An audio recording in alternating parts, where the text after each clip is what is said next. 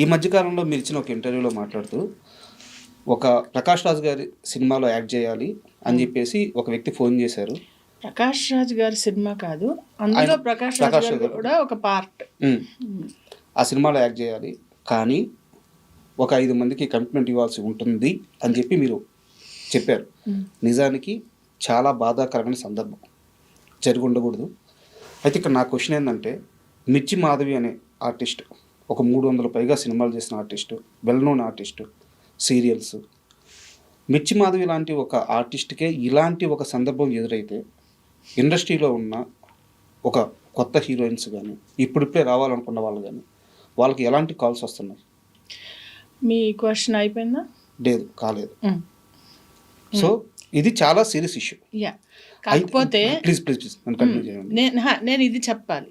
ఇది ఈ క్వశ్చన్ దగ్గర మీరు అడిగారు కదా, మిర్చి మాధవికే ఇలా కాల్ వస్తాయని. ఇది కాల్ వచ్చి నాకు ఆల్మోస్ట్ 13 ఏళ్ల కిందట వచ్చిన కాల్ అది. ఓకే. అది ఒకసారి ఒక కాలే వచ్చింది, ఆ ఒక్క కాల్ వచ్చింది, దాని తర్వాత మళ్ళీ రాలేదు. అంటే it's not a continuous process. మిర్చి మాధవి మిర్చి మూవీ చేయకముందు వచ్చిన కాల్ అది. ఓకే. అది క్లారిటీ లేకపోవడం వల్ల, క్లారిటీ ఉందా లేదా అనేది ఇలాంటివి ఏంటంటే, ఒకటే నేను మొన్న ఇంటర్వ్యూలో కూడా చెప్పింది ఏంటంటే, కాల్స్ వస్తాయి, బురద ఉంటుంది, మురికి ఉంటుంది, ట్రాఫిక్ ఉంటుంది, చెత్త ఉంటుంది, అన్నీ తోసుకుంటూ తీసుకుంటూ వెళ్ళాలి. నువ్వు ధైర్యంగా నువ్వు ముందుకెళ్ళడమే నీ జర్నీయే నువ్వు చూసుకోవాలని నేను నమ్ముతా. మనం సమాజాన్ని ఎంత మారుస్తాం, ఇప్పుడు ఎంత మార్చగలం, అది నా క్వశ్చన్. నా ఆన్సర్ ఏంటంటే, 5 years ఉన్నారు. నువ్వు ధైర్యంగా నీకు ఏది కావాలి, నువ్వు ధైర్యంగా ముందుకెళ్ళగలవా అనేది చూసుకోవాలి. అది కరెక్ట్ రాంగ్ నేను అనట్లే. వాళ్ళు ఎందుకు అడిగారు అయిపోయింది. నేను చెప్పాల్సిన సమాధానం నేను చెప్పాను. ఆ చెప్పాల్సిన సమాధానం ఆడవాళ్ళు చెప్తున్నారా, అది మనం ఆలోచించాల్సిన విషయం. ఒకవేళ ఈ విషయాన్ని ఇంకాస్త పైకి తీసుకెళ్ళి ఒక అసోసియేషన్లో పెట్టాలన్నా, ఒక కంప్లైంట్ ఇవ్వాలన్నా, ఇప్పుడున్న సినీ ఇండస్ట్రీలో కరెక్ట్గా ఒక పాత్ ఉంది కదా. మా అసోసియేషన్ ఉంది, దానికి వెళ్ళి చెప్పి మనం దాన్ని ముందుకు ఎస్కలేట్ చేసి దాన్ని తీసుకెళ్ళచ్చు. You can directly file a complaint, harassment case పెట్టచ్చు, అన్నీ చేయొచ్చు. ఏం చేయాలనుకుంటున్నారో ఆడవాళ్ళ మీద ఆధారపడి ఉంటుంది. అంతే కదా, వ్యక్తిగత విషయం. చెయ్యాలి చెయ్యొద్దు అని నేను సజెషన్ ఇవ్వట్లా. నేనైతే ఖచ్చితంగా నాకు అలాంటివి వస్తే నేను ఎలా హ్యాండిల్ చేయాలో నాకు తెలుసు. అలా తెలుసుకొని ముందుకెళ్ళాలంట. అయిన తర్వాత కంప్లైంట్లు అవి చేయకుండా. నిజానికి మీకు రావాల్సిన అన్ని క్యారెక్టర్లు అయితే రావట్లేదు, అది నేను ఓపెన్గా స్టేట్మెంట్ ఇచ్చి చెప్పగలను. ఎందుకంటే ఒక డైలాగ్ డెలివరీలో కానీ, ఆ డిక్షన్లో కానీ, ఒక ఎక్స్ప్రెషన్లో కానీ చాలా పర్ఫెక్ట్గా ఉంటుంది. మీ సీన్స్ రావట్లేదు.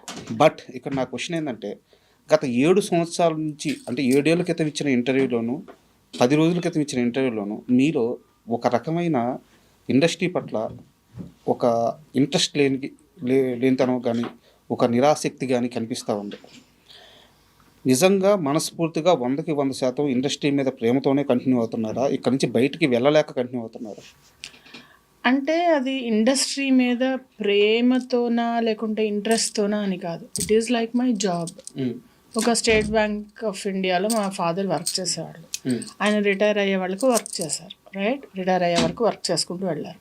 ఇప్పుడు నేను కూడా ఇండస్ట్రీలో వచ్చాను, ఇక్కడి నుంచి బయటకు వెళ్ళి మళ్ళీ if I have to earn, నేను ఒక ట్రైనింగ్ వెళ్ళి మళ్ళీ స్టార్టింగ్ నుంచి నేను స్టార్ట్ చేయలేను.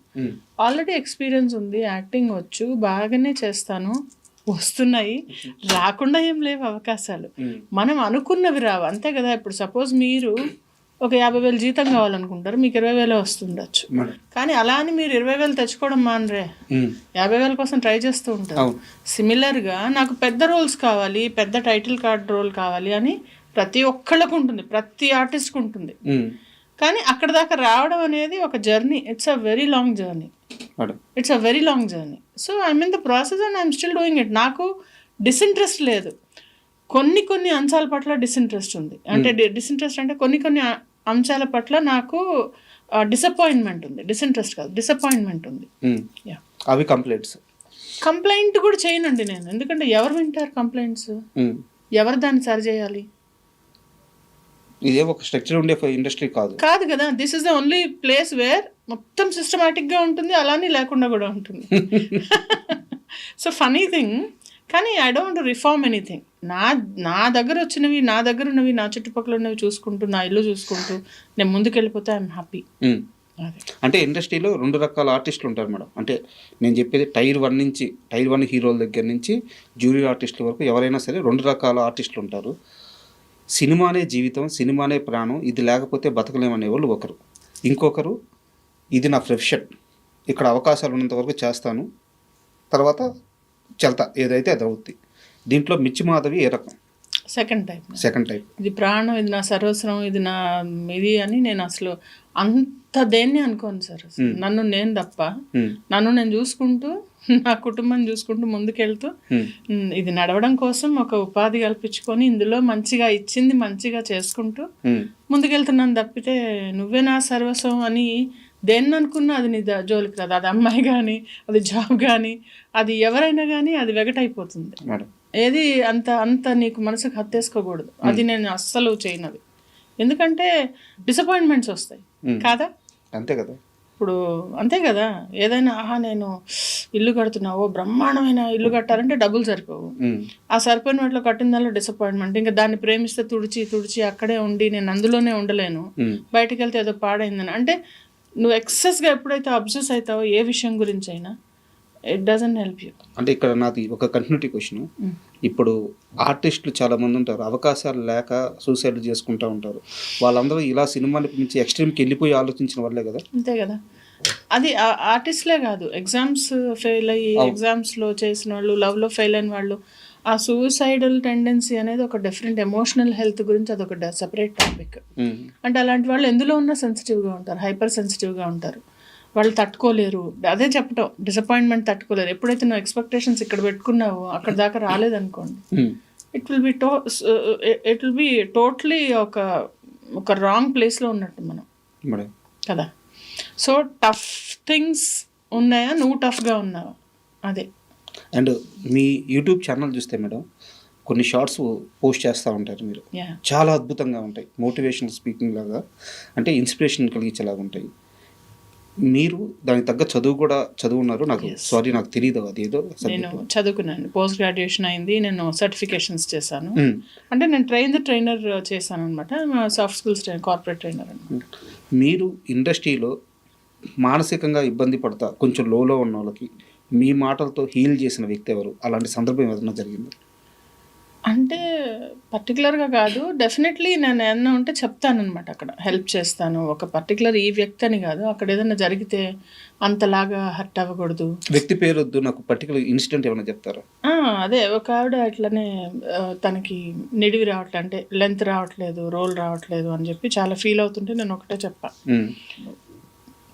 ఇది పర్మనెంట్ కాదు, ఇది వచ్చినా కూడా ఒక నలుగురు, ఇప్పుడు 5 వేళ్ళు కలిపి ఇట్లా ఒక పిడికిలైనట్టు అందరూ కలిపి ఒక సీన్ అవుతుంది, మన ఒక్కళ్ళ మీద తీయరు కదా, అర్థం చేసుకో, వచ్చింది చేసుకుంటాళ్ళు, ఇది కాదా ఇంకోటి చేసుకోవాలి, అంతేగాని ప్రాసెస్లో హర్ట్ అవ్వద్దంట నేను. నువ్వు అర్థం చేసేసుకుంటే థాట్ ఏదైతే నువ్వు ప్రాసెస్లో నువ్వు హర్ట్ కాకుండా ఉంటే ఇట్ విల్ బి బెటర్ అని చెప్పాను. ఈ మధ్యకాలంలో మీరు ఇచ్చిన ఒక ఇంటర్వ్యూలో మాట్లాడుతూ ఒక ప్రకాష్ రాజ్ గారి సినిమాలో యాక్ట్ చేయాలి అని చెప్పేసి ఒక వ్యక్తి ఫోన్ చేశారు. ప్రకాష్ రాజ్ గారి సినిమా కాదు, అందులో ప్రకాష్ రాజ్ గారు కూడా ఒక పార్ట్. ఆ సినిమాలో యాక్ట్ చేయాలి, కానీ ఒక 5 మందికి కమిట్మెంట్ ఇవ్వాల్సి ఉంటుంది అని చెప్పి మీరు చెప్పారు. నిజానికి చాలా బాధాకరమైన సందర్భం, జరిగి ఉండకూడదు. అయితే ఇక్కడ నా క్వశ్చన్ ఏంటంటే, మిర్చి మాధవి అనే ఆర్టిస్ట్ ఒక 300 పైగా సినిమాలు చేసిన artist, well known artist, serials. మిర్చి మాధవి లాంటి ఒక ఆర్టిస్ట్కే ఇలాంటి ఒక సందర్భం ఎదురైతే ఇండస్ట్రీలో ఉన్న ఒక కొత్త హీరోయిన్స్ కానీ, ఇప్పుడిప్పుడే రావాలనుకున్న వాళ్ళు కానీ, వాళ్ళకి ఎలాంటి కాల్స్ వస్తున్నాయి? మీ క్వశ్చన్ అయిపోయిందా? లేదు, కాలేదు. సో ఇది చాలా సీరియస్ ఇష్యూ. కాకపోతే ప్లీజ్ నన్ను కంటిన్యూ చేయండి. నేను ఇది చెప్పాలి. ఇది ఈ క్వశ్చన్ దగ్గర మీరు అడిగారు కదా, మిర్చి మాధవికే ఇలా కాల్ వస్తాయని. ఇది కాల్ వచ్చి నాకు ఆల్మోస్ట్ 13 ఏళ్ల కిందట వచ్చిన కాల్ అది. ఓకే.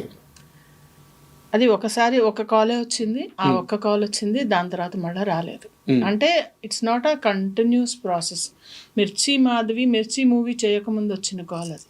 ఓకే, అది అది క్లారిటీ లేకపోవడం వల్ల క్లారిటీ ఉందా లేదా అనేది ఇలాంటివి ఏంటంటే, ఒకటే నేను మొన్న ఇంటర్వ్యూలో కూడా చెప్పింది ఏంటంటే, కాల్స్ వస్తాయి, బురద ఉంటుంది, మురికి ఉంటుంది, ట్రాఫిక్ ఉంటుంది, చెత్త ఉంటుంది, అన్నీ తోసుకుంటూ తీసుకుంటూ వెళ్ళాలి. నువ్వు ధైర్యంగా నువ్వు ముందుకెళ్ళడమే నీ జర్నీయే నువ్వు చూసుకోవాలని నేను నమ్ముతా. మనం సమాజాన్ని ఎంత మారుస్తాం, ఇప్పుడు ఎంత మార్చగలం, అది నా క్వశ్చన్. నా ఆన్సర్ ఏంటంటే, 5 years ఉన్నారు.